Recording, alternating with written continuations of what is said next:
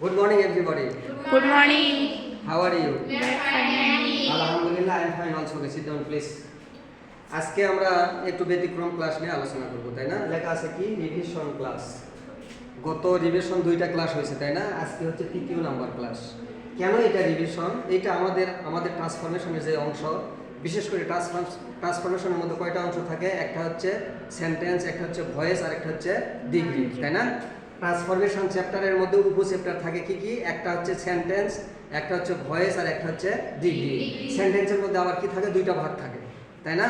এটা হচ্ছে মিনিং অনুসারে, এটা হচ্ছে স্ট্রাকচার অনুসারে। তো মিনিং অনুসারে সেন্টেন্সটা খুব ইজি, এটা আমাদের তেমন কোনো কঠিন মনে হয় না। কিন্তু এই যে স্ট্রাকচার মানে গঠনভেদে সেন্টেন্স, যেটা সিম্পল, কমপ্লেক্স, কম্পাউন্ড, এটা একটু হার্ড। ঠিক আছে? কেন হার্ড? হার্ডও নয়, আমরা যদি সঠিকভাবে পড়ি তাহলে এটা কঠিনও মনে হবে না, কিন্তু আসলে আমাদের মনের দুর্বলতা, তাই না? এখন দেখো আমরা কি এইটাতে ট্রান্সফরমেশনের এই যে মানে গঠনভেদে সেন্টেন্স, যেটা সিম্পল, কমপ্লেক্স, কম্পাউন্ড, এটা আমরা অনেক দিন ক্লাস করছিলাম, তাই না? এখন এটা তোমাদের স্মরণ আছে কিনা বা কোথায় কতটুকু কোনো ভুল আছে কিনা, এইটা শুধরানোর জন্য আমি তোমাদের সামনে আজকে দাঁড়াইছি। ঠিক আছে? তোমরা সবাই একটু মনোযোগ দেবে আমার ক্লাসের দিকে, তাহলে তোমাদের উপকার হবে ইনশাআল্লাহ। ঠিক আছে? এখন দেখো আমরা শুরু করব।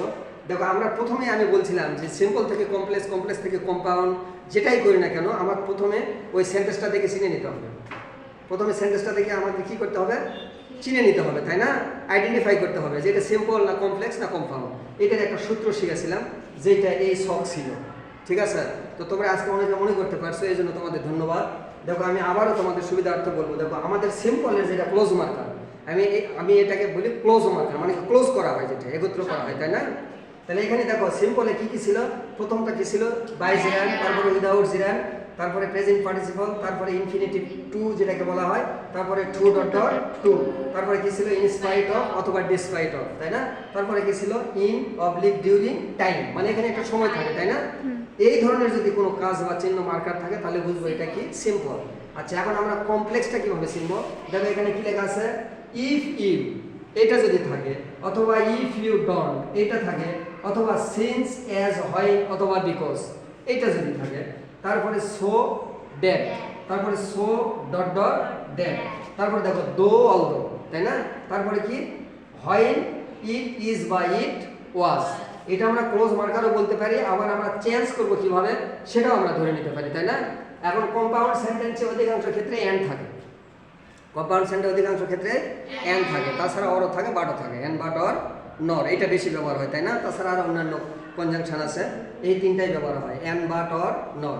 দেখো আমরা কোনটা থাকলে কি করব সেটা একটু বোঝাচ্ছি। দেখো এই যে প্রেজেন্ট সিম্পলে যদি বাই জিরান থাকে, বাই জিরান বলতে আমরা কি বলি? বাই জিরান বলতে আমরা কি বুঝি? বাই রিডিং মোর, জিরান আর পার্টিসিপল দুটাতেই কিন্তু আইএনজি থাকে। এখানে পার্থক্য হচ্ছে, যদি প্রিন্সিপাল ভার্বের প্রেজেন্ট ফর্মের পূর্বে দায় থাকে তাহলে এটা বাই জিরান, আর যদি দায় না থাকে শুধু মূল ভাবে সেটা আইএনজি যোগ হয়, তখন সেটা হচ্ছে প্রেজেন্ট পার্টিসিপল। ঠিক আছে? এইটা এখানে ক্লিয়ার করতে হবে, মানে তুমি যদি ডিফারেন্ট করতে না পারো তাহলে তো ভুল করবে। তাহলে জিরান আর দায়, বাই জিরান আর পার্টিসিপলের মধ্যে পার্থক্য, জিরান যেটা সেটাতে বাই থাকবে অথবা উইদাউট থাকবে, আর যেটা প্রেজেন্ট পার্টিসিপল এটা বাই থাকবে না, উইদাউটও থাকবে না, এটা ডাইরেক্ট মূল ভার্বের শেষে আইএনজি থাকবে। তাহলে এখানে বাই জিরান থাকলে আমরা কমপ্লেক্স করার টাইমে কি করব? ইফ ইউ দিয়ে শুরু করব। আচ্ছা, উইদাউট জিরান যদি থাকে তাহলে আমরা কমপ্লেক্স করার টাইমে কি করব? ইফ ইউ ডন অথবা আনলেসও ব্যবহার করতে পারি আমরা। আচ্ছা, প্রেজেন্ট পার্টিসিপল যন্ত্র থাকলে এখানে কি করব আমরা? সিন্স, অ্যাজ, হয়, অথবা বিকজ, সেন্টেন্সের মোড অনুসারে যেটা হবে সেটা করতে হবে। তারপর দেখো ইনফিনিটিভ টু, যেটা যদি যেমন এই যে টু যেটাকে বলা হয়, এটা থাকলে আমরা কমপ্লেক্সের টাইমে কি করব? So that. আচ্ছা দেখো টু ডট ডট টু যদি থাকে তাহলে এটার পরিবর্তে আমরা কি করব? এই টু এর পরিবর্তে সো, আর এই টু এর জায়গাতে দ্যাট। এখন এখানে দ্যাটের পরে কোনটায় সাবজেক্ট পড়ে, তারপরে ক্যান নট অথবা কুড নট বসে, তাই না?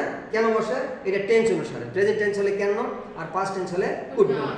আচ্ছা, তারপরে দেখো ইন স্পাইট অফ অথবা ডিসপাইট অফ, এটা যদি থাকে তাহলে কমপ্লেক্সের ক্ষেত্রে আমরা কি করব? দো অলদো। ঠিক আছে? আচ্ছা, পরেরটা দেখো ইন ডিউরিং প্লাস টাইম, অর্থাৎ ইনও থাকতে পারে, ডিউরিং মানে কি সময়, চলমান সময়টাও থাকতে পারে, অথবা টাইম থাকবে, এটা থাকলে আমরা কি করব?